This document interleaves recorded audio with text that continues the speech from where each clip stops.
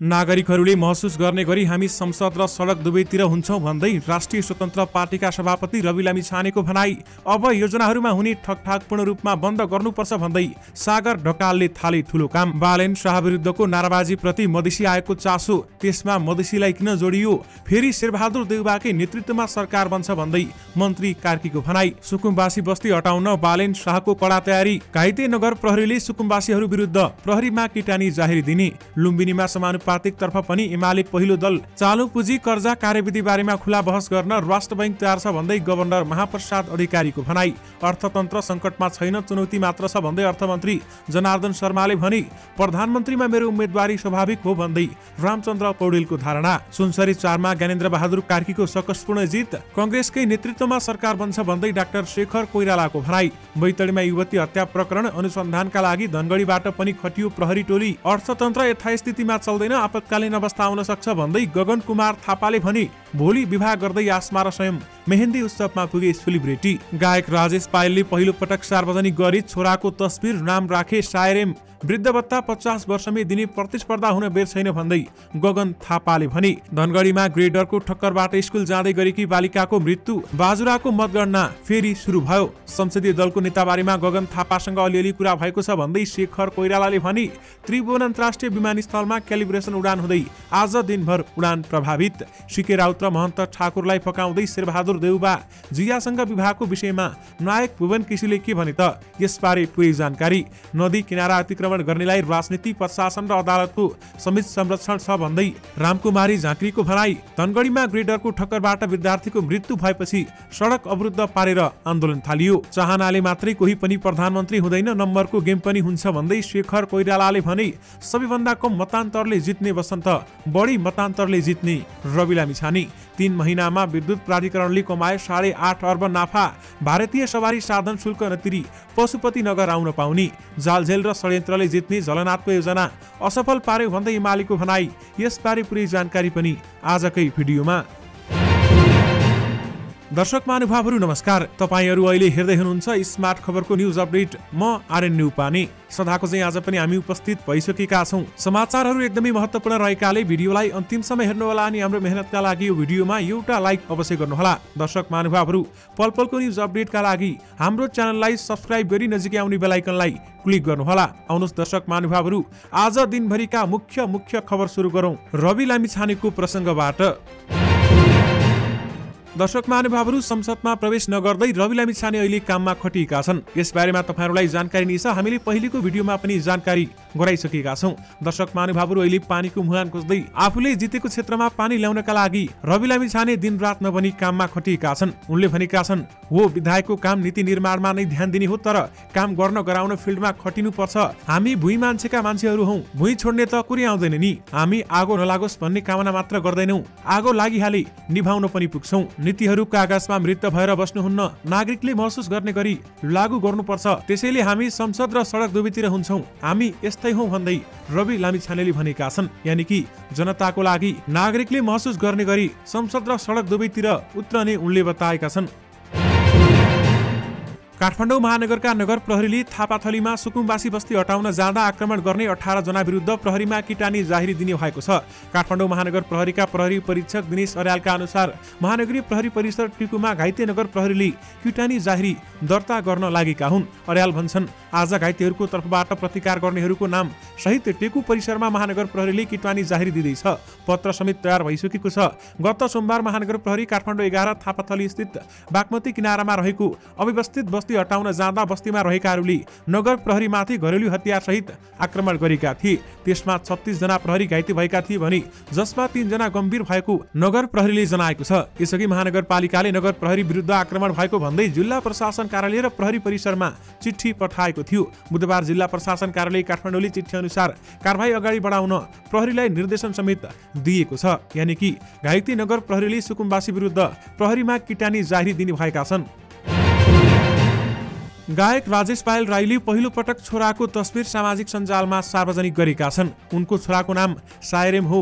गत असोज 15 गते राजेश पायल राईलाई पुत्रलाभ भएको खबर विभिन्न सञ्चार माध्यममा प्रकाशित भएको थियो। समाचार आएपछि पनि यसबारेमा राजेश पायल मौन थिए। उनीसँग लिभिङ टुगेदरमा बसिरहेकी सङबुङ राईबाट राजेशलाई पुत्रलाभ भएको हो। सङबुङले टिकटकबाट राजेश पायल र छोराको भिडियो तथा तस्बिर सार्वजनिक गर्दै आइरहेकी थिइन्। राजेश पायलले बुधबार बेलुका छोराको पास्नीको तस्बिर सार्वजनिक गरेका हुन्। उनी लेख्छन्, पहिलो भात खुवाई यानि कि पास्नी दिदी राइसासँग सायरेम। उनको यो पोस्टमा बधाई तथा शुभकामनाको ओइरो लागेको छ भने सायरेमलाई सानो राई भन्दै प्रशंसकले बधाई दिइरहेका छन्। सायरेम नाम राजेश पायल राईले आफ्नो अघिल्लो गीतबाट लिएका हुन्।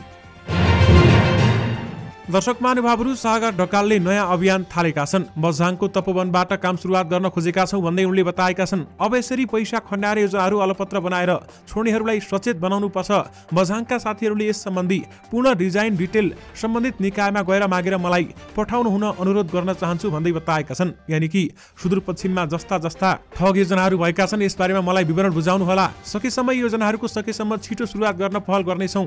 सुदूरपश्चिमको अरू ठाउँहरूमा पनि ठगठाक गरी अलपत्र योजनाहरू छन् भने मैले जानकारी पाऊँ है। अब योजनाहरूमा हुने ठगठाक पूर्ण रूपमा बन्द गर्नुपर्छ।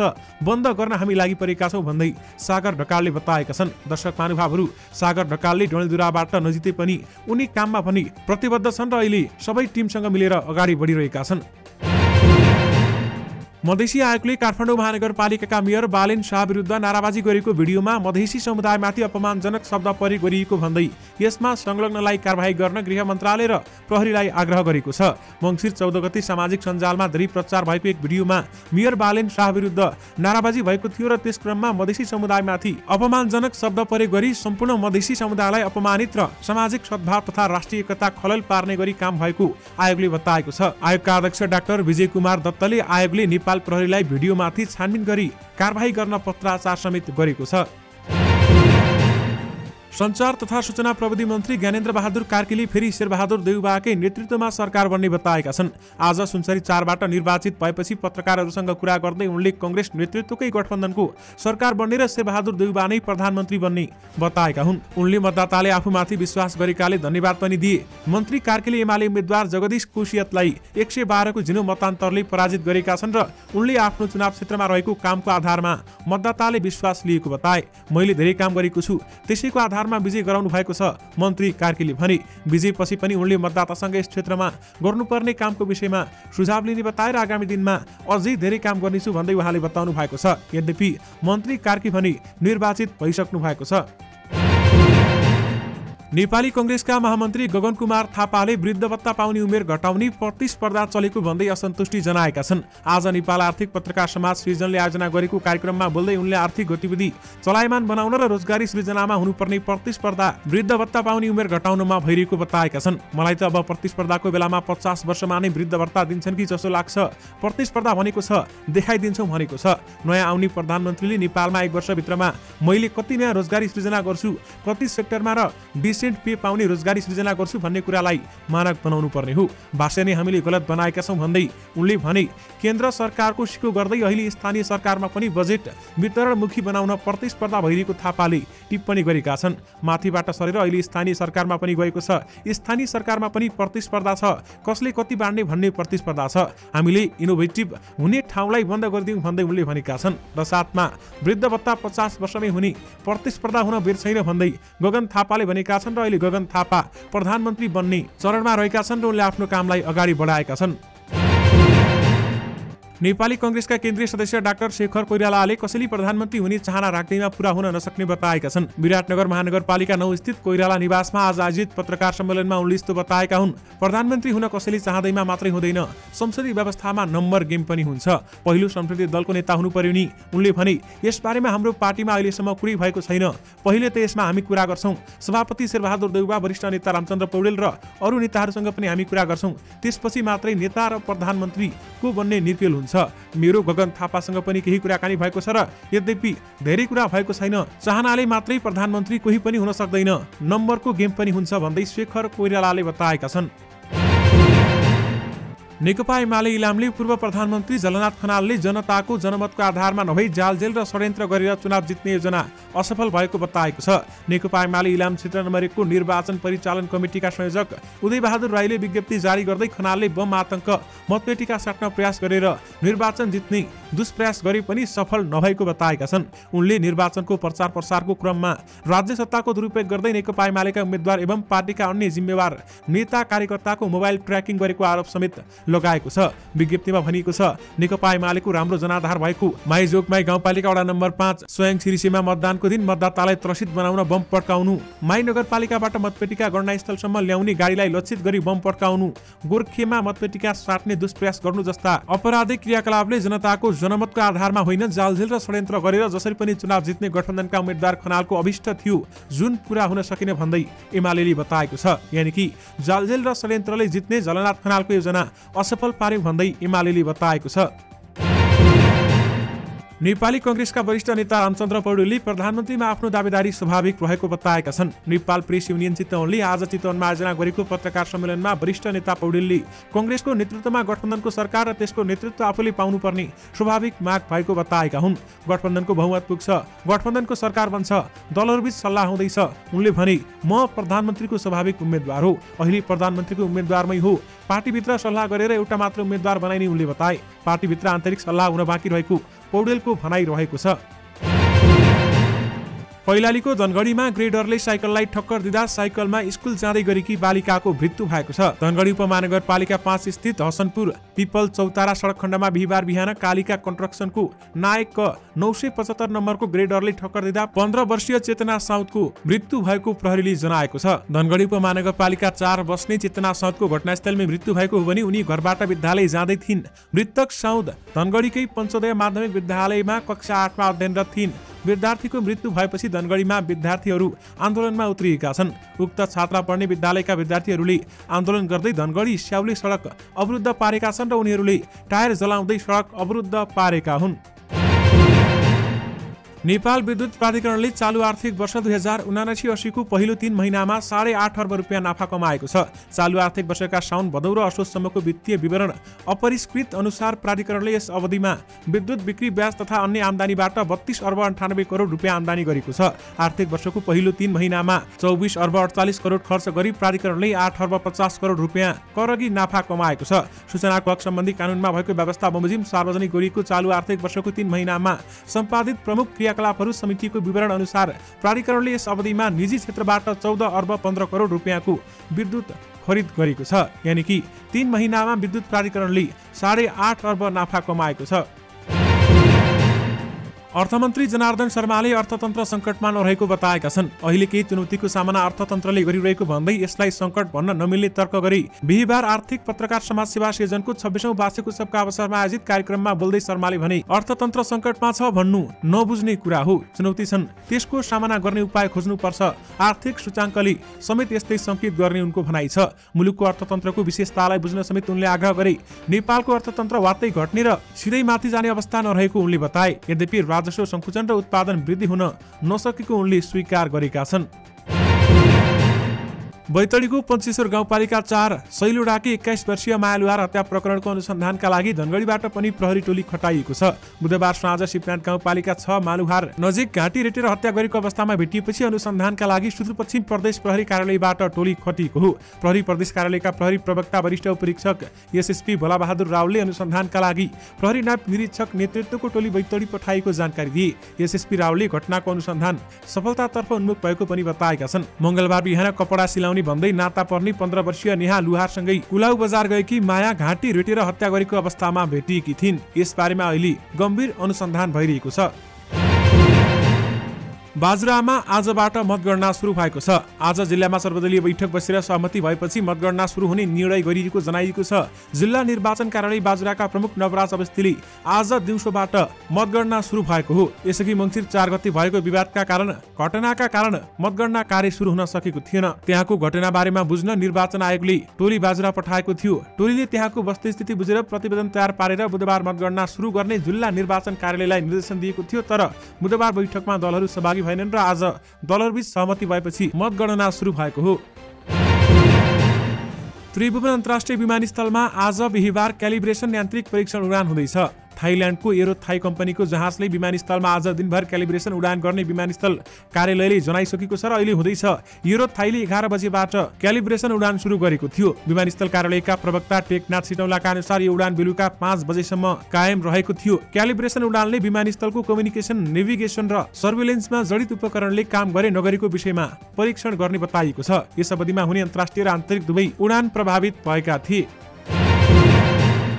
केही अगाडि अमेरिका भ्रमणको क्रममा अभिनेता भुवन केसीले प्रेमिका जुया केसीसँग छिट्टै विवाह गर्ने बताएका थिए। तर अहिले भुवनले भने जुयासँग विवाह समयले बताउने बताए। बुधबार भुवन प्रेमिका जुयासँग अभिनेता सलोन बस्नेतको विवाह पार्टीमा सहभागी हुन पुगेका थिए। सो क्रममा मिडियाकर्मीले भुवनलाई जुयासँग कहिले विवाह गर्ने प्रश्न राखे। जवाफमा भुवनले समय आएपछि भन्दै तर्किए। उनले भने, आज हामी छोरा सलोन बस्नेतको बिहेमा आएका छौं, यसैले यही बिहेलाई नै सेलिब्रेट गरौं होला। भुवनसँग मिडियाकर्मीले छोरा अनमोलको विवाहको विषयमा पनि प्रश्न राखेका थिए। जवाफमा भुवनले भने, यो प्रश्न अनमोललाई सोध्नु। भुवन र जुया करिब 1 दशकदेखि लिभिङ टुगेदरमा रहेका छन्। प्रदेशसभा निर्वाचनमा लुम्बिनी प्रदेशमा 32 दलले भाग लिएकामा नेकपा एमाले सबैभन्दा धेरै मत पाएको छ।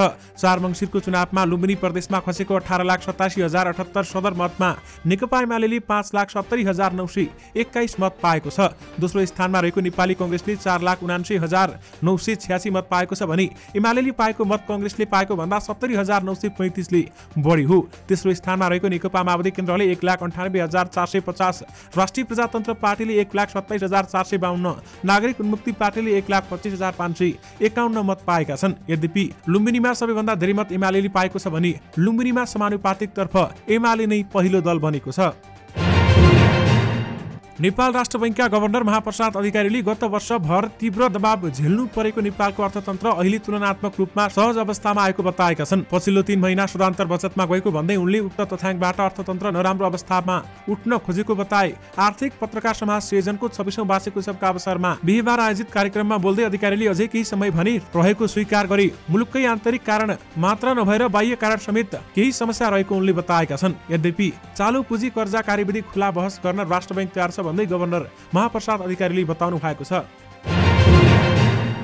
कलाकार जोडी आसमा दाहाल र स्वयं पुरीले 7 वर्ष लामो प्रेम सम्बन्धलाई शुक्रबार विवाहमा परिणत गर्दैछन्। बुधबार महाराजगञ्जको एक पार्टी प्यालेसमा उनीहरूको भव्य मेहेन्दी उत्सव भयो भने जहाँ स्वस्तिमा खड्का, निश्चल बस्नेत, हेमराज विशी, सरोज नेउपानी, मनिष पण्डित सहित उनीहरू निकट फिल्मी कर्मीहरू उपस्थित रहे। शुक्रबार बौद्ध स्थित हयात होटलमा हुने विवाह समारोहमा 200 जना जन्ती उपस्थित हुने जनाइएको छ भने पछिल्लो समय अमेरिकामा बस्दै आएका उनीहरू विवाहको लागि नेपाल आएका हुन्।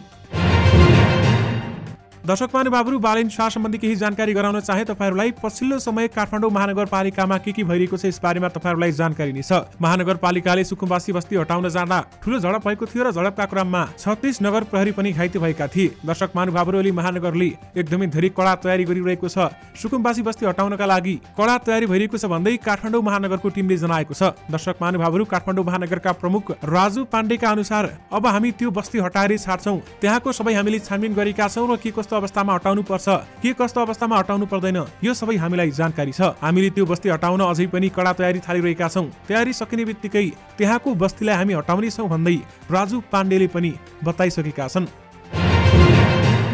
नेकपा एकीकृत समाजवादीकी सचिव रामकुमारी झाँक्रीले नदी किनार अतिक्रमण गर्नेलाई राजनीतिक दल, प्रशासन र अदालतले समेत संरक्षण गरेको बताएकी छिन्। बागमती नदी, यसका सहायक र उपसहायक नदीहरूको संरक्षण गर्न भनेर अधिकार सम्पन्न बागमती एकीकृत सभ्यता विकास समिति गठन गरिए पनि यस्तो अतिक्रमणलाई राजनीतिक संरक्षण हुँदा प्रभावकारी काम हुन नसकेको उनले बताएकी छन्। सुकुम्बासी बस्ती हटाउन भइरहेको प्रयास र नदी अतिक्रमण बारेमा झाँक्रीले सामाजिक सञ्जाल मार्फत केही सुझावहरू समेत दिएकी थिइन्।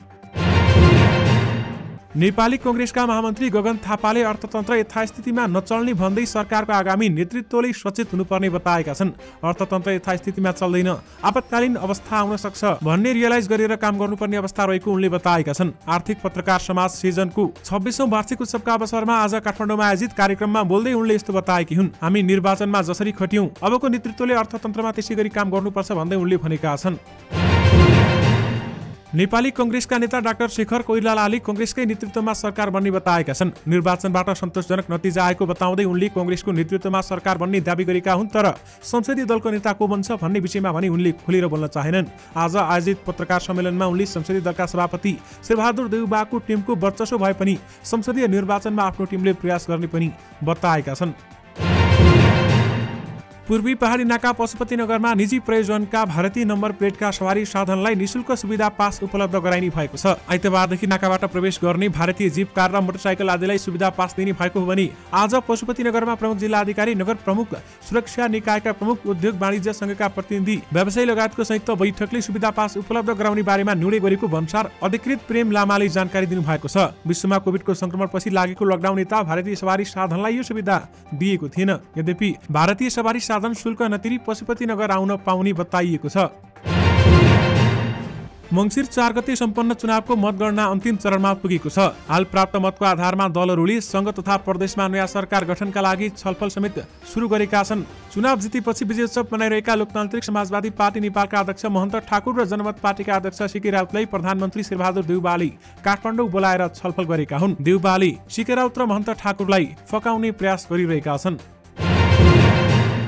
मङ्सिर 4 मा भएको प्रतिनिधि सभा र प्रदेशसभा निर्वाचनको नतिजा लगभग आइसकेको छ। स्याङ्जाट क्षेत्र नम्बर 2 मा मतगणना जारी छ भने बाजुरामा अझै सुरु हुन सकेको छैन। दर्शक महानुभावहरू, यसमा सबैभन्दा मतान्तरले को विजयी र सबैभन्दा कम मतान्तरले को विजय रहेका छन्, आउनुस् यसबारेमा तपाईहरुलाई जानकारी दिउँ। यसमध्ये सबैभन्दा मतान्तर सहित अबको संघीय संसदमा राष्ट्रिय स्वतन्त्र पार्टीका सभापति रवि लामिछाने प्रवेश गरेका छन् र चितवन क्षेत्र नम्बर 2 बाट निर्वाचित लामिछानेले 49,300 मत प्राप्त गरेका थिए। त्यसैगरी सबैभन्दा कम मतान्तरले विजय हुनेमा नेकपा एमालेका वसन्त कुमार नेम्बाङ छन् भने नेपाली कांग्रेसका विश्वनाथ आङदेङबेलाई 46 मतान्तरले हराउँदै नेकपा एमालेका नेम्बाङ विजयी भएका हुन्। दर्शक महानुभावहरू, यससँगै तपाईहरुमाझ आज दिनभरिका सबै मुख्य खबरहरू राखिसकेका छौं। फेरि पनि तपाईहरुमाझ नयाँ मुख्य समाचारको साथमा उपस्थित हुने नै छौं। अहिलेलाई भने मलाई बिदा दिनुहोस्। नमस्कार।